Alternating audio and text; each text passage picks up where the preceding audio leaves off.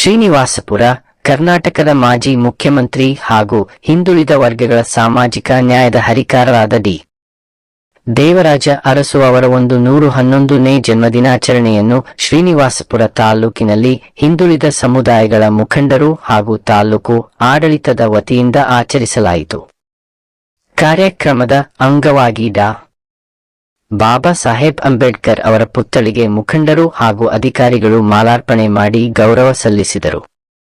ಈ ಸಂದರ್ಭದಲ್ಲಿ ಡಿ.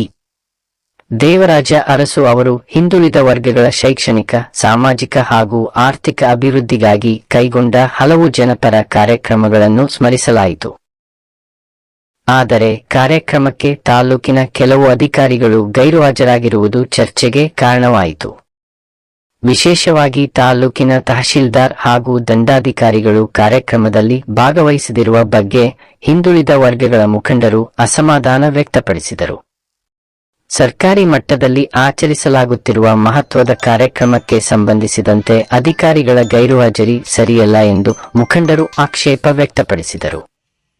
ಕಾರ್ಯಕ್ರಮದ ಕುರಿತು ಅಧಿಕಾರಿಗಳಿಗೆ ಸಮರ್ಪಕ ಮಾಹಿತಿ ನೀಡಲಾಗಿತ್ತೆ ಅಥವಾ ಮಾಹಿತಿ ನೀಡುವಲ್ಲಿ ಯಾವುದೇ ಲೋಪವಾಗಿತ್ತೆ ಎಂಬುದರ ಬಗ್ಗೆ ಸ್ಪಷ್ಟತೆ ನೀಡಬೇಕು ಎಂದು ಅವರು ಆಗ್ರಹಿಸಿದರು. ಡಿ. ದೇವರಾಜ ಅರಸು ಅವರ ಜನ್ಮದಿನಾಚರಣೆ ಕೇವಲ ಒಂದು ಸರ್ಕಾರಿ ಕಾರ್ಯಕ್ರಮಕ್ಕೆ ಸೀಮಿತವಾಗದೆ ಸಾಮಾಜಿಕ ನ್ಯಾಯ, ಸಮಾನತೆ ಹಾಗೂ ಹಿಂದುಳಿದ ವರ್ಗಗಳ ಅಭಿವೃದ್ಧಿಯ ಕುರಿತು ಜನರಲ್ಲಿ ಜಾಗೃತಿ ಮೂಡಿಸುವ ದಿನವಾಗಬೇಕು ಎಂದು ಮುಖಂಡರು ಅಭಿಪ್ರಾಯಪಟ್ಟರು. ಅರಸು ಅವರ ಆಡಳಿತದ ಅವಧಿಯಲ್ಲಿ ಹಿಂದುಳಿದ ವರ್ಗಗಳ ಕಲ್ಯಾಣಕ್ಕಾಗಿ ಕೈಗೊಂಡ ಕ್ರಮಗಳು ಇಂದಿಗೂ ಪ್ರಸ್ತುತವಾಗಿವೆ.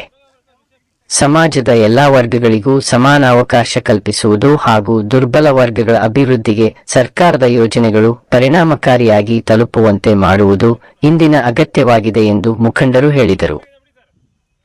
ಕಾರ್ಯಕ್ರಮದಲ್ಲಿ ಹಿಂದುಳಿದ ವರ್ಗಗಳ ವಿವಿಧ ಸಮುದಾಯಗಳ ಮುಖಂಡರು, ಸಾರ್ವಜನಿಕರು ಹಾಗೂ ಸ್ಥಳೀಯ ಗಣ್ಯರು ಭಾಗವಹಿಸಿದ್ದರು.